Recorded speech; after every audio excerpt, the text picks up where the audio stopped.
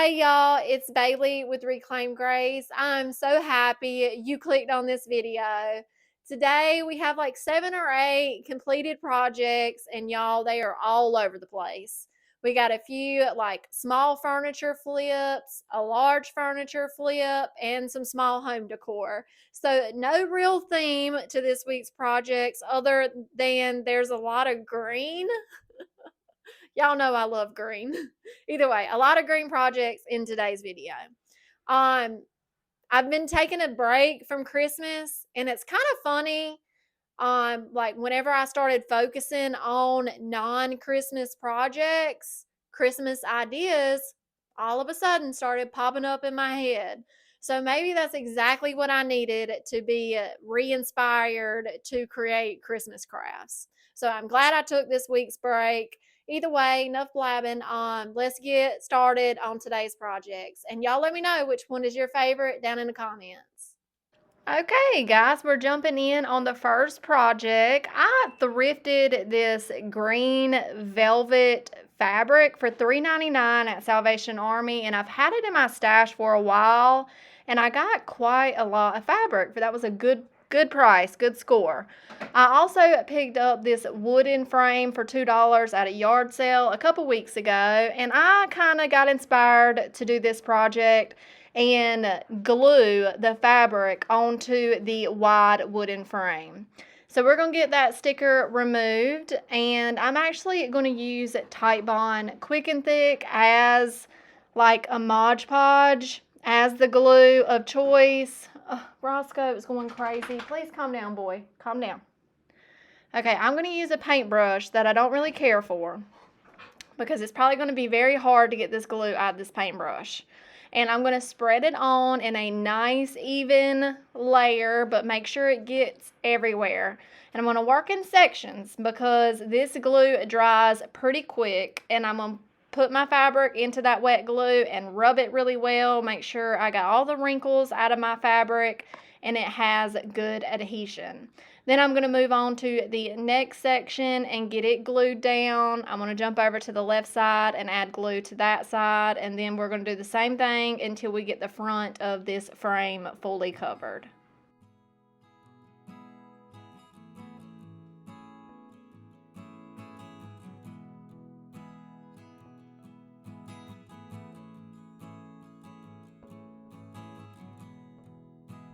Next, we are going to start disassembling the back of the frame, which is something I should have did to start off with. I have grabbed my little detail screwdriver kit and put a Phillips bit in there to remove these back brackets that hold in this back panel, and we're going to remove that. And right here is when I realized the glass is glued in. Oopsie. So I grab my heat gun trying to reactivate that glue, and I did this and played with it, y'all, for about a good 15 minutes to try to get that glass out, and I was just over it. I took it over my trash can and beat it out with a hammer. You got to be very careful doing that because the glass, of course, is going to break and it becomes really sharp. But either way, we are moving on, and we are going to cut some diagonal cuts to that center part so we can fold them over. And next, I'm using the ruler as like a spacer so I can cut all these side pieces evenly so it has a nice clean back. Before we start gluing the sides down, we need to cut the excess fabric off in the corners. So I'm going to very carefully cut off some little squares on all 4 corners, making sure I don't cut off too much. So I'm kind of sneaking up on that cut until it looks perfect when I fold them over that edge. And then we are going to start gluing these down. I'm going to use that same method, applying the Titebond Quick and Thick with a paintbrush. Just kind of work in sections, doing this edge first and really folding that fabric over nice and tight. And then we will glue down the back of the frame. And I'm going to do this to the other 3 edges as well.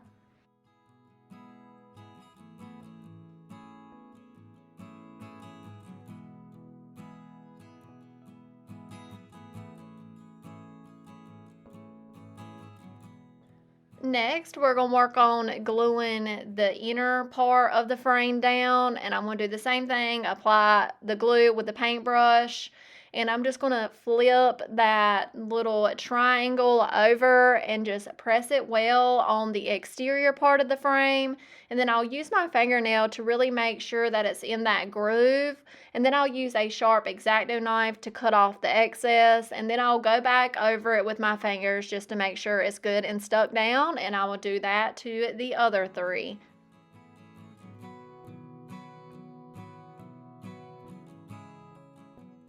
And here is what we are looking like. I'm going to make sure it's good and dusted off, and I'm going to leave this and let it dry overnight. Now, the next day, I went through my stash and I found just a cheap frame that I could steal the glass out of. I really envisioned glass in this piece, so this was just a cheap frame, nothing special about it, but I paid 59 cents for it. So we're going to get this piece of glass cleaned up, remove the price tags, and give it a good clean with some Windex.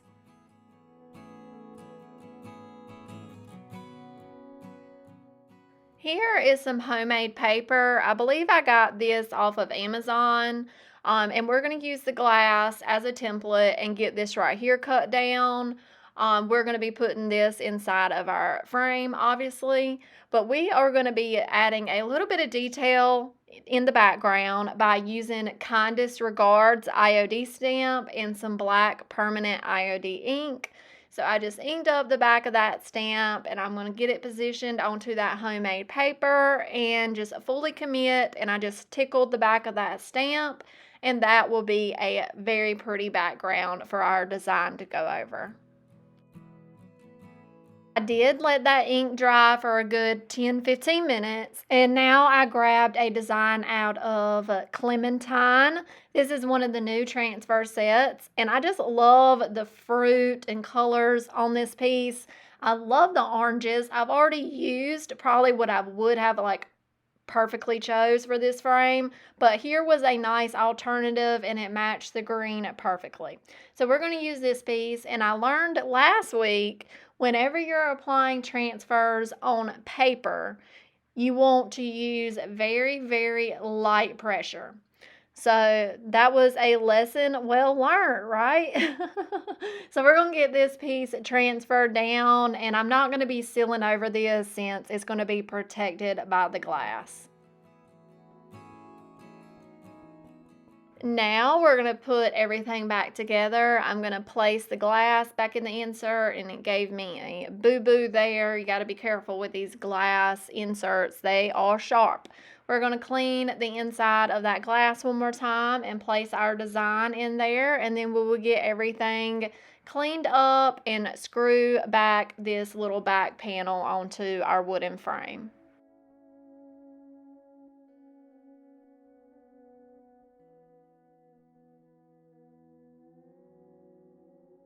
And that is it for this project. I love how it came out.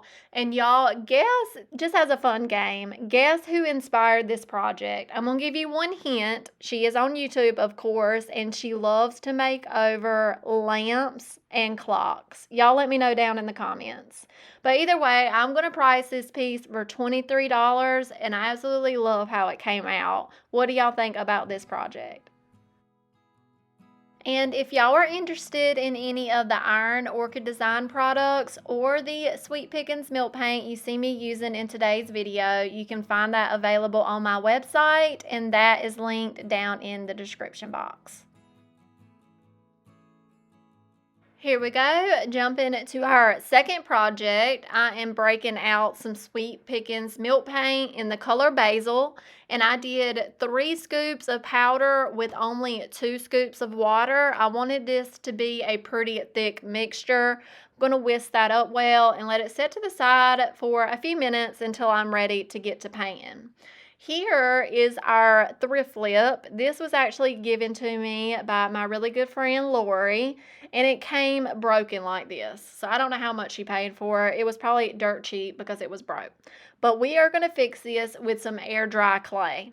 So I just grabbed a little chunk of clay and just kind of formed it, added a little bit of glue, and you really don't have to overthink this. Just try to shape it the best you can. I'm going to wipe away any excess glue. And then I did come in with my fingernail, and I didn't show this part, and just add some of like lines in the clay. And I painted that in a gold color to match the rest of the tree, just so it would be primed, ready to go for the next step. And here it is now. Like, y'all, you cannot even tell this thing was broke. Like, I am impressed what you can do with clay.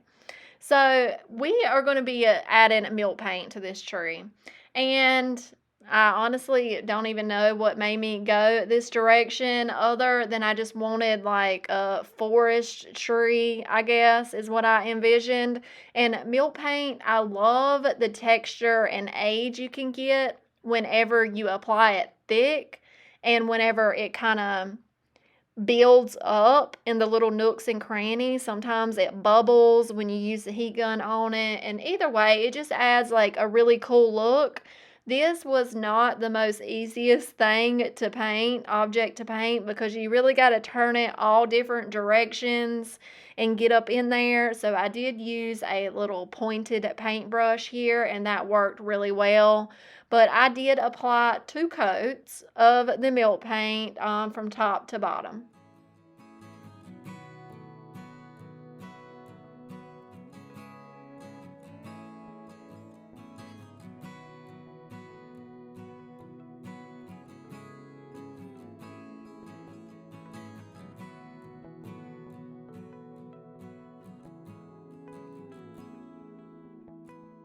Once my 2 layers of milk paint were good and dry, I did a spray matte sealer to seal this thing up. And other than that, this project is done. I love how it came out. I think adding that heat gun to it really created a lot of fun texture. This was a quick and easy one. I think I'm going to price it for maybe $19.99, something like that. What do y'all think about this project?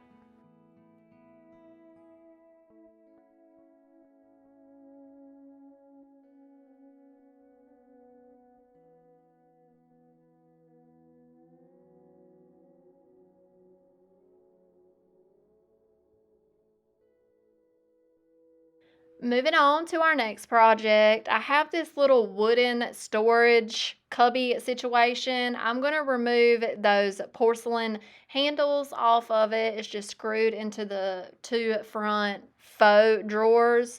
And then we're going to give it a good sand. This sandpaper was old and it was not doing it, so I'm going to change my sandpaper out and really just focus on the letters. We want to make sure the letters aren't going to be visible under our paint.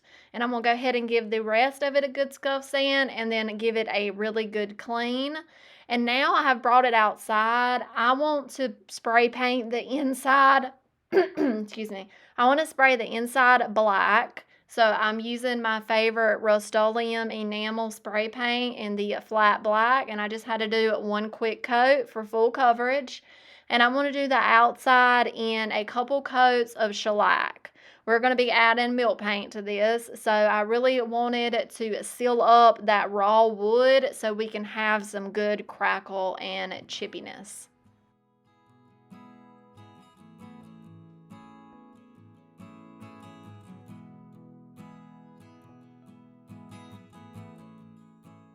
So I had a little bit of that basil milk paint left over from painting the tree. And y'all, honestly, I should have just mixed up a new batch. Like, this had been sitting covered overnight. So it was just like kind of very chunky and had chunks in it. But either way, I didn't want to waste it. So I decided to use it as my first coat. So we're going to go ahead and apply this first coat all over the red sections that we shellacked.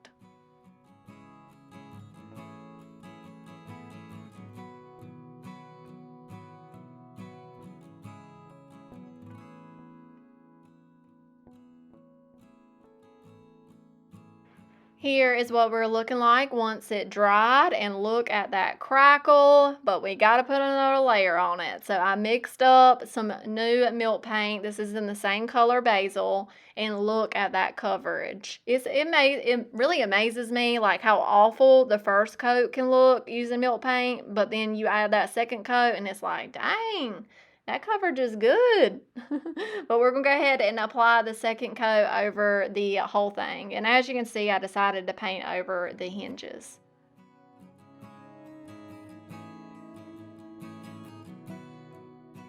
I did add some heat as that second coat was drying to really force that crackle, and man, we got some really awesome crackle here. But I really needed to sand it because it had some of those big chunks in it from that first coat of paint. So I'm going to give the whole thing, really just the exterior and the parts I painted green, a good sand, and I'm going to distress some of the edges and some of like the corners and high points.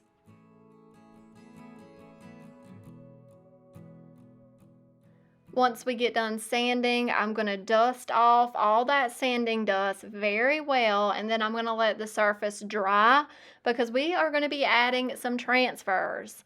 I finally got some of these back in stock on the website. If y'all are interested, I have really enjoyed using this Home Sweet Home, but man, I could not decide what I wanted to put on this piece. I thought this best recipes for bacon would look good because it's similar to a recipe box. And then I thought this would look good, time for tea, because it would be perfect to store some tea. And then I had this idea in my mind, but then I was like, what does a rolling pin have to do with tea? So I crossed that out. But I really like the utensils up there. Then I thought the tea with the stars, and then I grabbed this, and this is what we landed on. The tea with the little tea kettle and the 2 teacups. Now, y'all, this is a process, like, I don't always get it right. I'm not 100% happy with this design in the end. It's not the transfers, it's just my decision-making skills, I guess. But either way, we're going to get this transferred on using our little transfer stick. And I did kind of tape these down so I know where I was going to lay them whenever it came time to transferring, since we are layering a little bit here.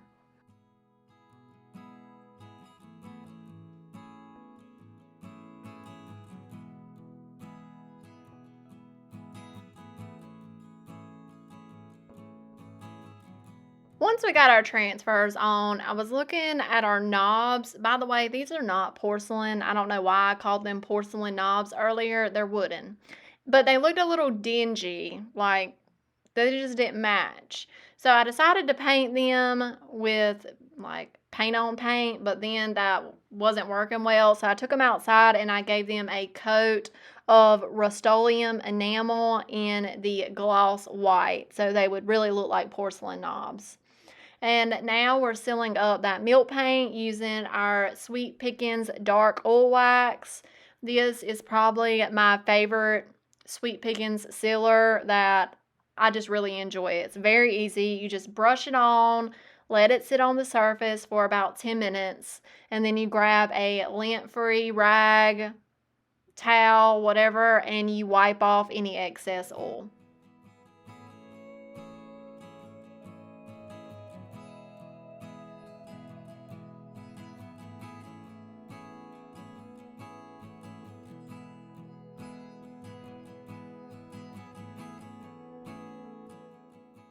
Once our knobs are dry, we're going to get those screwed back on, and this project is done. Now, I love the green. I love the crackle. Y'all let me know what y'all think about this project. It's really perfect to store some tea in, I think. I'm going to price it for $24.95.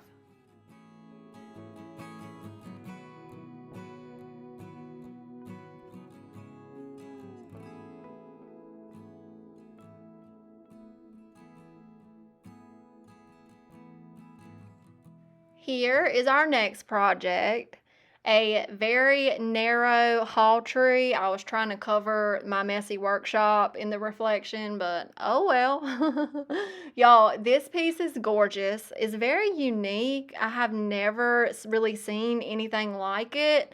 I love the brass and porcelain hooks. It just really needs just a refresher. Not much. It is missing a few pieces for stability. This lid right here opens for storage. I paid a little up for this piece. I did. I paid $60 and I picked it up from Newbern. So it was like $60 plus time and gas. You know what I mean? So I had these pieces, these corner brackets, corner shelves, whatever you want to call them, in my stash already. I had two just alike and I paid $1 each for them, and it's perfect for what it's missing. It used to have a corner bracket on it. Yeah, I don't know what happened to it. But we're going to get these glued on. I think Roscoe is interested in what I'm doing. I don't know why I'm so like silly in this video. I don't know. But either way, we're going to get these glued on just using some Titebond Quick and Thick. And I'm going to get those positioned right and use a baby wipe to wipe up any excess glue squeeze out. That's a very important step before it dries. And then I'm going to shoot some nails through the back and shoot some nails kind of diagonally down into that bottom piece. And I'm going to do the same thing for the other side. Then we're going to remove these screws and sit them off to the side so we do not lose them.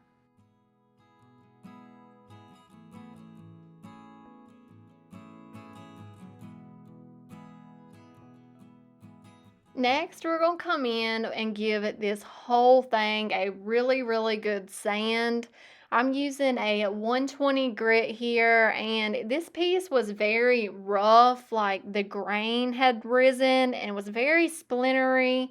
So I really wanted to take my time and smooth out this wood grain just so it would be a nice smooth finish, and it's going to take our next step a lot better if we give it a good scuff sand. So I'm going to go over all the wooden pieces. Now I'm going to blow off that sand and dust, and now I'm coming in with one of those kind of sticky tack cloths to get off any remaining sanding dust.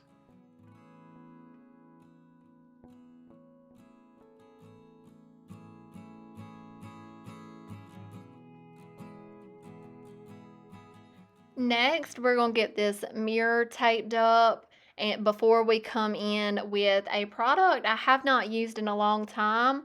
And actually, y'all helped me decide what direction to go on this piece over on Facebook. Y'all helped me vote. I was stuck on several different options, but here is what we chose: the Howard's Restore a Finish in the walnut shade. This is really just like giving some thirsty wood a nice drink, and that's exactly what this piece needed. It's very, very easy to apply. You just kind of use a rag or you can use a paintbrush. I kind of go between both of them, but you always want to wipe back any excess, and you don't want to just pour this on the surface you're applying it to. So we're just going to work in sections and start rubbing this product on every wooden piece. And I did actually do this twice. I let it dry for about 24 hours and then I came in again and applied a second coat the exact same way. Sometimes I had to grab out a little paintbrush so I can get into like the little nooks and crannies and the corners. I did not use the Howard's product on these wooden corbel pieces because it would not have matched. So I need to try to match the wood tones using stain. I started off with Special Walnut by Midwax, just applying it and then wiping off any excess. And right here, it looks like it's going to be like the perfect shade. But once it dried, it was a lot lighter.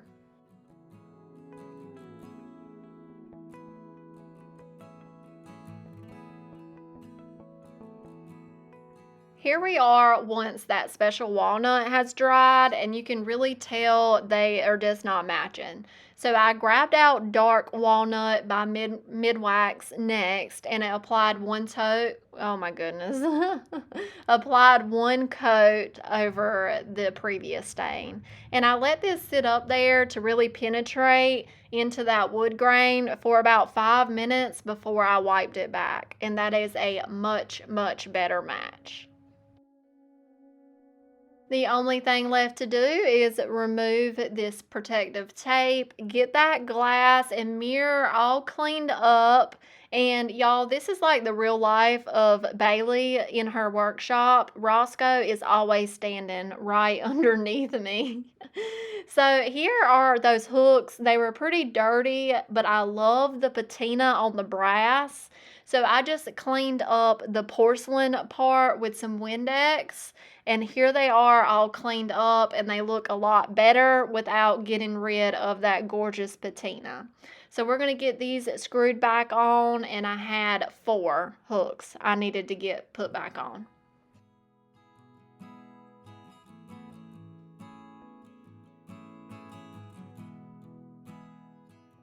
This project was pretty simple and straightforward. We're really not changing it much, but I think the treatment that we gave it is exactly what it needed. I priced it for $297. Y'all let me know what y'all think about this one. And have y'all ever seen a narrow haul tree like this before? Let me know down in the comments.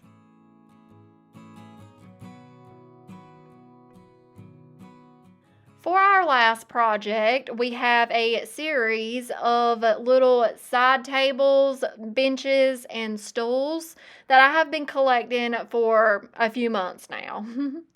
So it's time to get them batched out and done. Probably paid a couple dollars a piece for the little stools, footstools, and I paid $15 for that side table. You're not going to see me finish this one or that decoupaged one in this video, but we did go ahead and get it prepped. So to start off with, we're going to give everything a really good scuff sand, top, bottom, all sides. I'm hitting with a 120 grit sandpaper.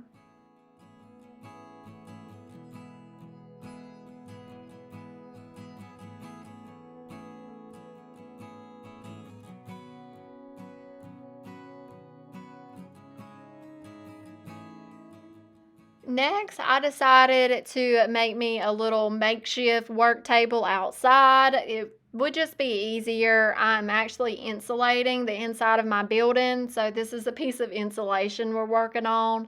But our next step is to get all these pieces cleaned up and dust free. Just using a shop cloth and some Windex.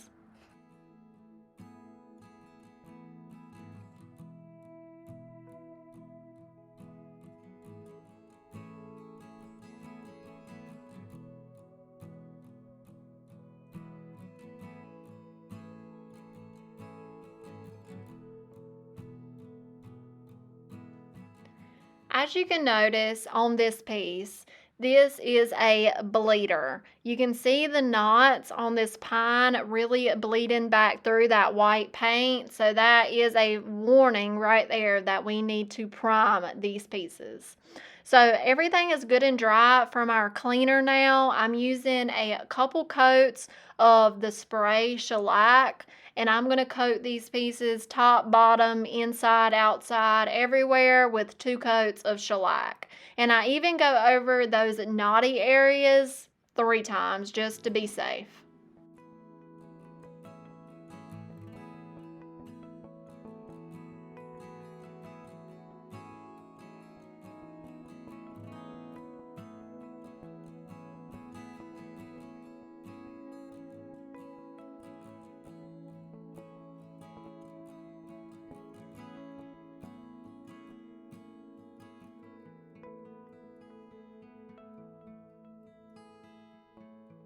For our first one, we are going to do a mixture of Sweet Pickins Milk paint. I did 2 scoops of olive, 2 scoops of in a pickle, and 2 scoops of artichoke. And I did 6 scoops of water. Mix that together very well, and I let it sit to the side for about 15 minutes to thicken up.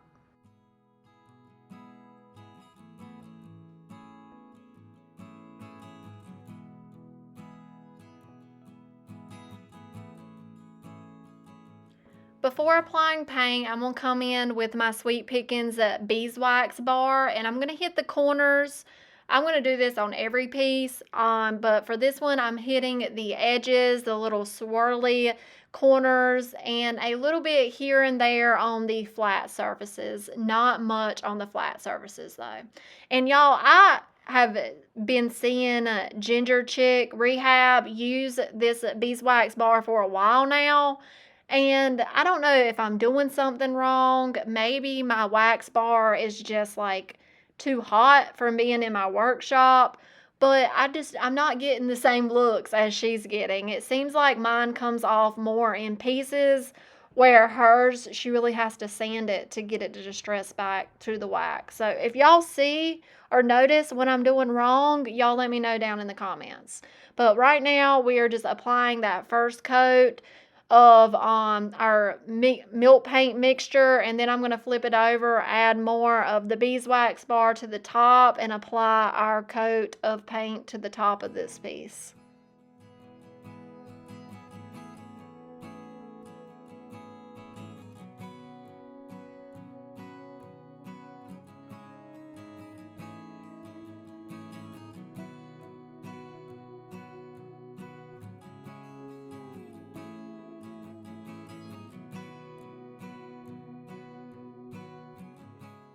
Now we're moving on to the next one. This one probably ended up being my favorite. We're using that beeswax bar, and then I mixed up some basil milk paint, and we're going to paint this one top to bottom in a couple layers of basil.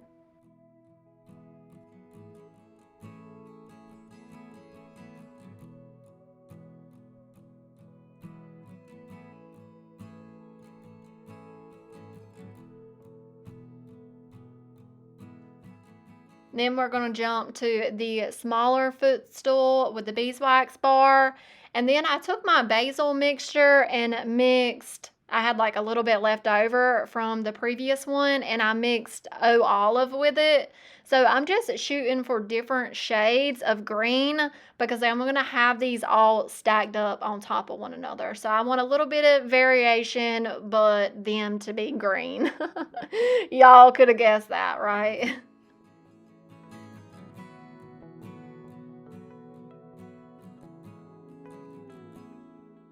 Now that we have our two coats on, we are going to start sanding, and this a lot comes off, but this one the perfect amount comes off, if you ask me. I love that look. I have some of y'all in the comments saying, Bailey, why are you painting it on just to sand it all off?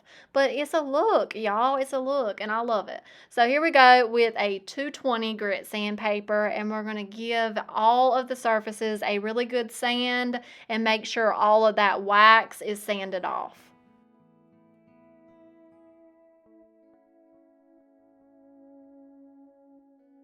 As I am doing this voiceover, I just thought to myself about the question I asked about Ginger Chick.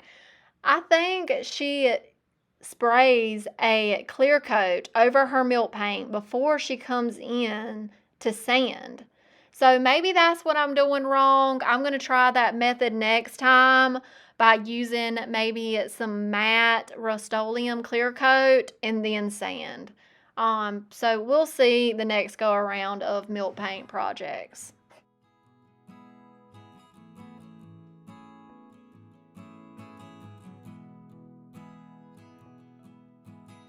I'm not sure how I missed recording the final step to these projects, but I cleared every single one of them with Fusion's Agent Wax. Just wiped it on, nice healthy coat, and then buffed it all off. And then here are our final benches and footstools.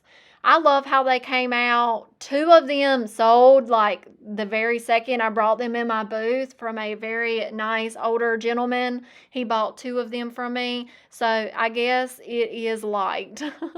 I priced one for $47, the middle one for $27 and the top one for $17, I believe. If I'm wrong, I'll add the prices to the screen. Y'all let me know what y'all think about these.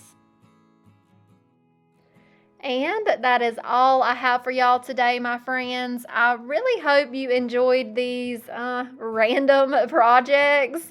Y'all let me know what your favorite project was down in the comments. And if you got any inspiration from today's video, hit that like button. Definitely leave a comment down below and consider subscribing if you have not already. I appreciate y'all spending your time with me today, and I'll talk to y'all in the comments. Bye.